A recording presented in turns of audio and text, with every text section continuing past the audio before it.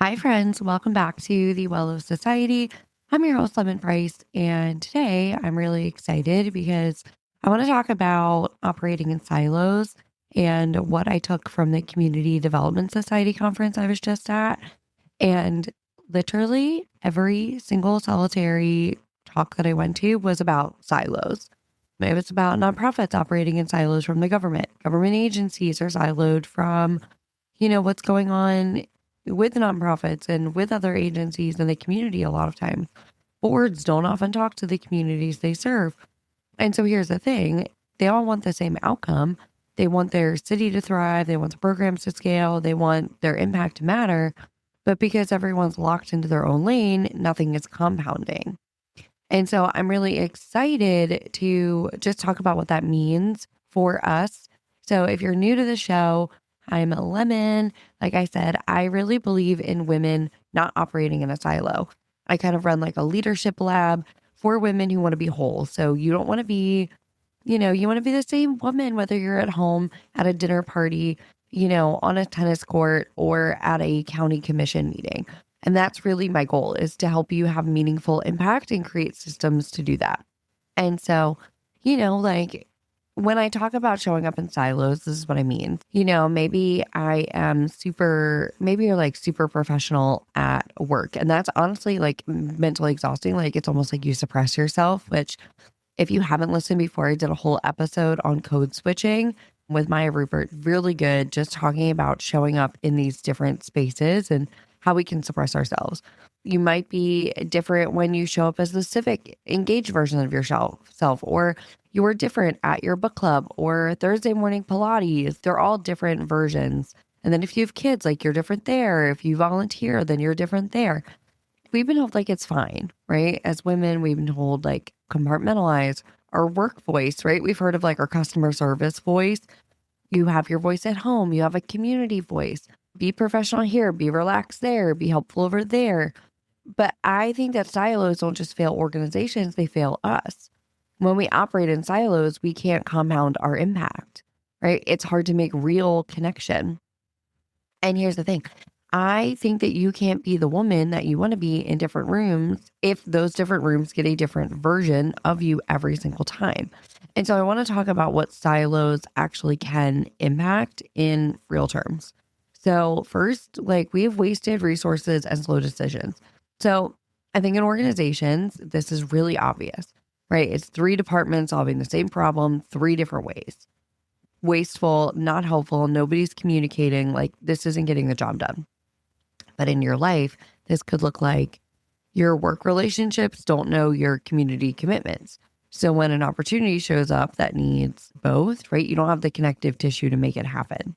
You don't have the relationships to make it happen, right? Maybe there is something the community needs that work you needs, or there's people at work who could help you with this thing, but because you keep them so separate, nobody knows what's going on. Nobody can help. Nobody can get involved. Or maybe you miss a board seat because the people who know your professional skills don't overlap with the people who know what you're passionate about civically. Maybe they have no idea. So like a prime example for this would be this past week when I was at the Community Development Society. I was helping to like run the event. And so I was running all the students that were working. It's a long story. If you want to hear it, I don't know, message me. I'll give you the details. But I was encouraged to also go to some sessions when I could. And so I did go to session and I got to talk to a lot of members and board members. They asked me a ton of questions because these are all practitioners in community development. And these are all faculty at universities across the country. Some of them really like across the world. We people fly in from South Africa and Japan for this conference. So they asked me so many questions about my research interest and what I care about. For me, like community outcomes is my thing. I'm deeply passionate about constraints that policies have on, especially like rural governments that don't have necessarily the infrastructure or the resources to implement policies. So policies exist on the books, but then they're not being implemented. And then your community is liable for not implementing. Whose responsibility is that? All those things. That's what I'm interested in. Deeply interested. Policies might look good on paper, but like, what does it actually look like in real time?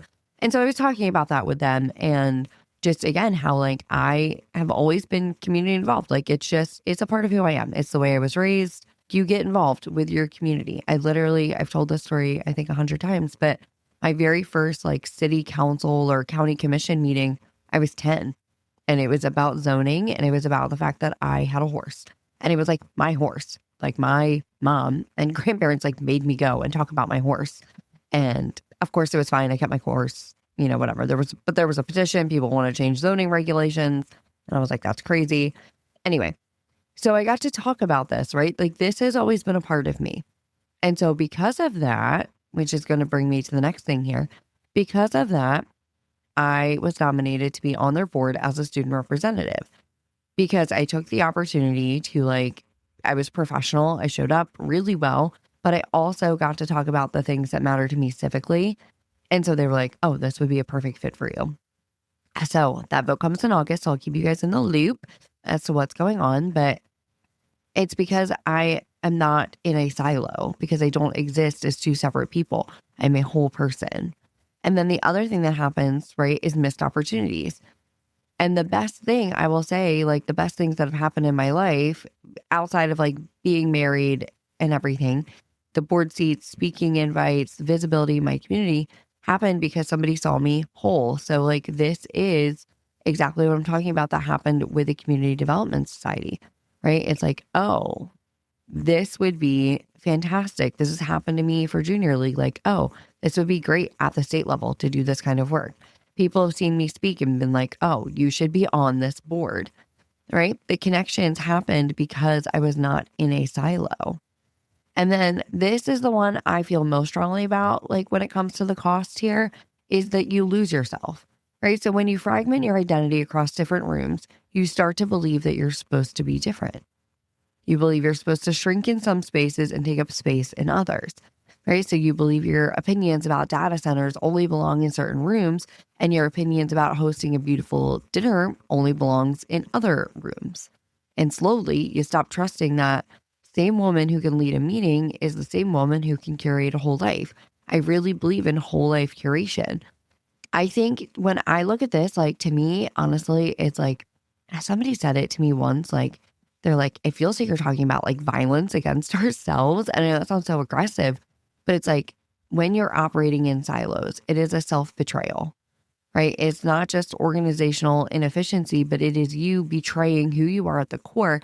And to me, I think that is a shame, not only to yourself and the people you care about, but also the impact you're supposed to have. When you're fragmenting who you are, you cannot be a whole person. You cannot have the impact that you want to have.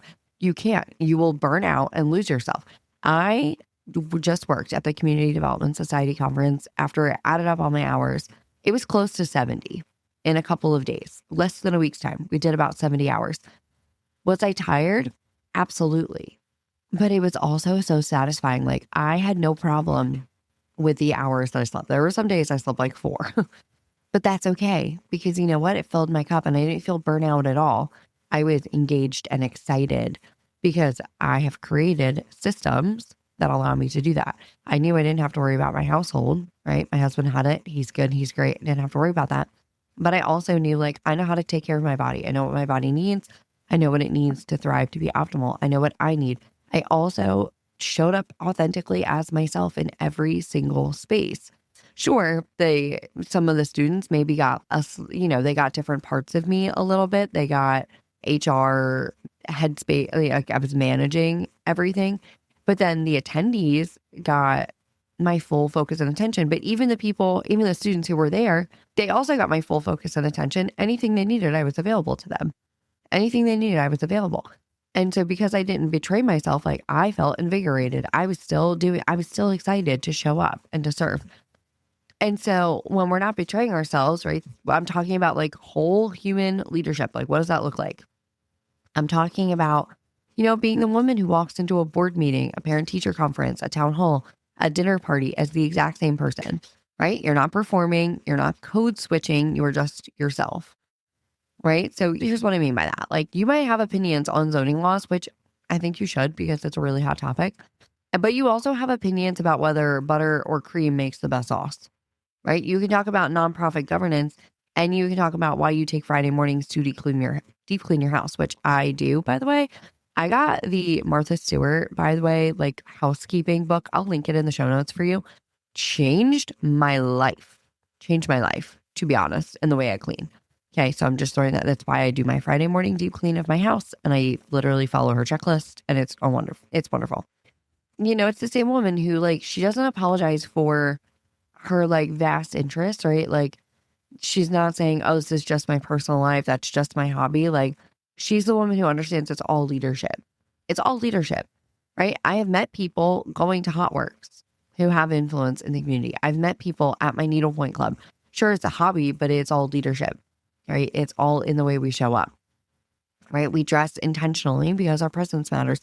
And I'm not saying you need to be like dressed to the nines every single day. Guess what? When I'm going to hot Pilates, I look like a gremlin, and that's okay. But like, my bag is well organized, and I do have like my leggings don't have the holes in them and stuff. Like, it's just about the intentionality, right? I keep my home as nice as possible because I think stewardship matters.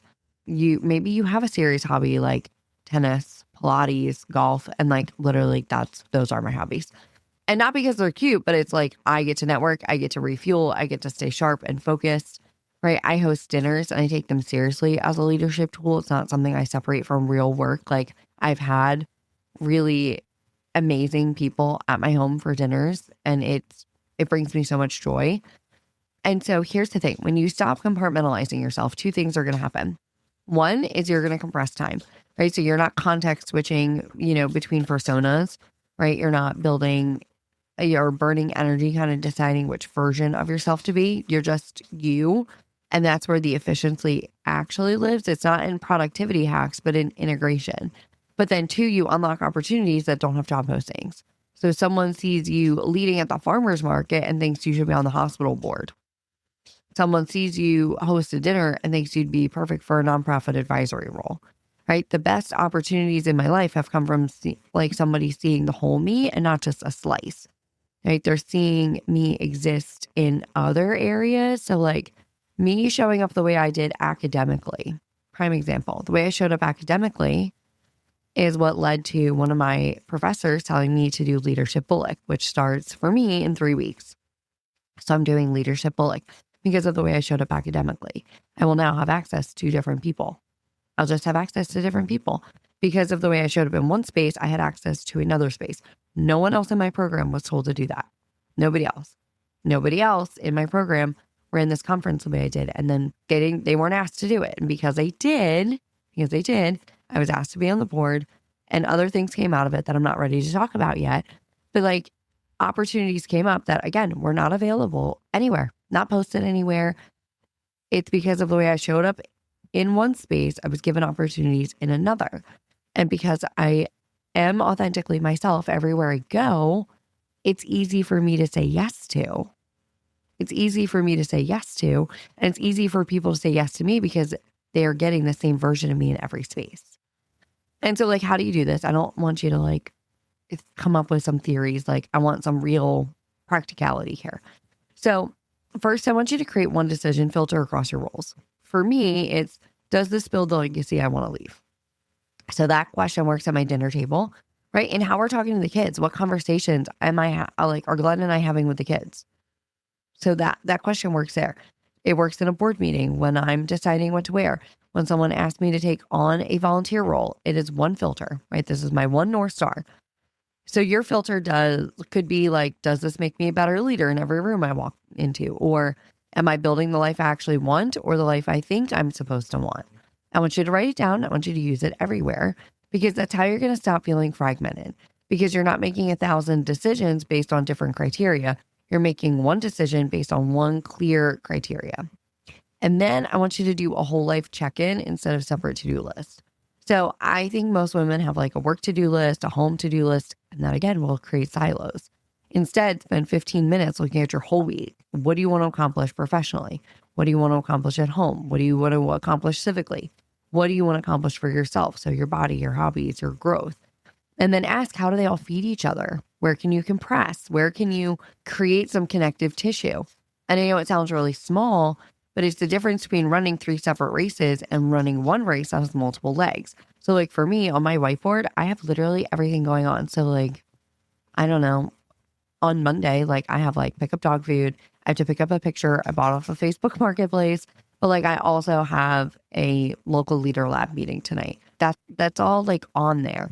And so I really want you to look at your whole life and look at the through line of it, look at where there's connection here. I think that matters. Okay. And then third thing I want you to do is speak up once this month in a space where you would normally stay quiet. So school starting, I don't care if it's a PTA, a town council meeting, a board meeting, a conversation with your partner's family, right? The only way silos break down is if you show up as a whole person in every space. And honestly, I would encourage you to like look at your city council agenda and look at your county commissioner agenda. Look at your school board agenda. So I know here close by in Southeast Georgia, we have a lot going on. There's a lot going on. So like my county put basically like a ban on data centers in county land. Now the city can do what it wants, but the county land cannot. Meanwhile, the county right next to me just blindsided their people with a data center. They gave 1 day notice that they were going to do this. And they had the school board back it and announce it. And so what I want to say is like, look at the agenda, see what's coming up, see what you can get involved in. I think it's so important. And here's the thing, you don't have to have the perfect thing to say, but you do have to say something, right? Let people know that you have opinions, that you're thinking, that you belong in the conversation. And I say all this to say like, this is why the well of society exists, because I keep watching women compartmentalize themselves into smaller and smaller pieces. And I thought like, what if there was a space you didn't have to do that? What if there's a space where we treated your home and your civic life and your professional life and your style as one integrated system, right? I don't want to teach you to be a better employee. I want to teach you how to be a whole high impact woman in every single room that you walk into. And so I'm just going to like tell you about this really quick. There are 2 monthly Q&A labs, right? So this is time where you can ask questions about any part of your life. And again, we treat all of it as leadership. So like I just had a call the other day. We just did one last week. And we spent like 45 minutes dissecting her LinkedIn and how she wants to show. That's it. We were like, how do you want to show up? And we really broke down like what she thinks of herself and how she wants other people to think of her. I just dropped some training in there on your building your personal brand and how you want to show up and what are people asking of you and how are people talking about you in the room that you're not in yet. Right. Then we have a monthly book club, which we are going to start, I think, in September. I was waiting to find out like what my school schedule would be. It's weird. My university started classes on a Wednesday this year, and my program only goes to class every other week. So we're like, if we go to class that first week, then we're missing 2 days. And then we won't have class for that class for 3 weeks. So anyway, I'm trying to figure that all out. Like we literally haven't made a decision yet. And so once I know what the schedule looks like, which I should know in the next week or so, then we're going to have monthly book clubs where we're reading things that feed your mind across all of the roles you hold. But also we're reading fiction. We're reading fiction because I think that it's important. And then we have this curriculum itself, right? So everything kind of connects. So like your leadership identity statement that you're going to do in the first set of trainings shows up in every single lesson that follows, which there's 40 currently, that will walk you through literally who you are today to who you want to be. And we're literally building out who you want to be over the span of a couple months together, which I'm excited. And so we're not building separate skills, we're building one integrated woman. And so if that hits for you, because you're tired of being fragmented and you know you're capable of more by not splitting yourself into pieces, that is what the well of society is for. It's where we turn that tension into a system. And so I want to just put that out here because is it Saturday? Saturday is the 1st, August 1st is the end. That is my founding price goes away. So here's what I want to say. On August 1st, this moves to a membership model. As of right now, between when you listen to this and Friday the 31st, you can join for a one-time payment. One-time payment, it's $397. One time, you never get charged again. After that, it is moving to a monthly membership. So literally that link will be dead on probably by let's just be honest, I'll probably cut it off by like 8 a.m. on Saturday, August 1st. So if you want in, the link is in the show notes. You can join before Saturday, August 1st for one time and not pay a membership fee. If you want to join after, which is fine, it'll be $97 a month because you are literally getting 3 live calls every single month. And then we are literally building a legacy for you. So I don't want you to operate in silos. I don't want you to exist in this weird space where you have to fragment yourself. That is so unhealthy, and I don't want you to do that. So if you know the Well Lived Society is for you, either click the link in the show notes to join or send me a message and we can talk about if it's the right fit for you. But I'm telling you, some of the women that are in this community are doing really cool things already. Like one woman we're talking about like creating a like the first ever health festival for her community. Doesn't exist. And she's like, I want to do this. And so it's really cool to see what people are doing in this space and the visions they have.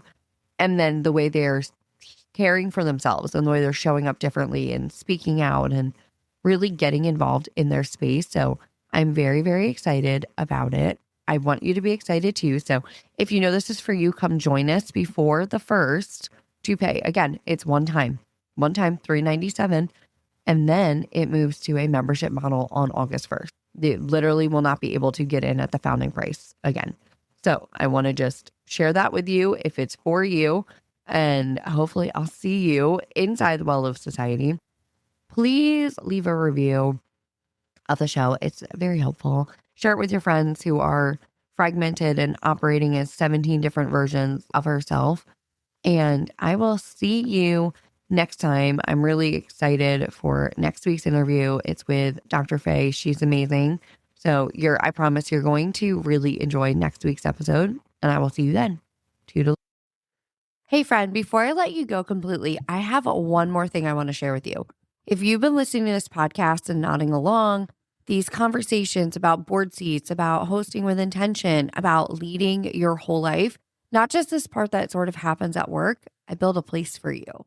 It's called the Well Lived Society. I know you are floored by that name.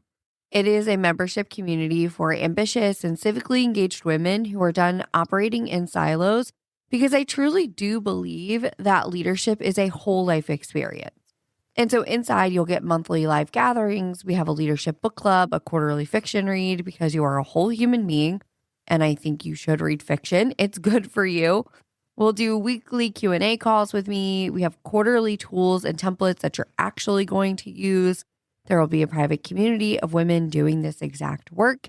And you'll have 2 of my AI planners, which I'm really excited about. One is about hosting. So I tested this. It is literally all of my hosting tips uploaded into one space. And so whether you're planning Sunday dinner with your in-laws or you are planning Christmas dinner for 20 plus people, this can walk you through it. It menu plans. It helps you figure out the timeline. It gives you a shopping list. Like you can pick your grocery store and tell it like your budget, and it will help you figure this out. Tablescape ideas, how to actually prep and cook everything so it comes out hot and ready. Ideas on Tablescape, like literally all of it's there. And it also asks what worries you about hosting this, so it can walk you through how to handle that situation also. It's so good. It's included in the membership, or like I said, you can get it as a standalone. And then I also have the Macmillan framework. And if you've ever done program evaluation for a nonprofit, this thing is the best. It was developed at Wharton, which, if you know, that's like an Ivy business school.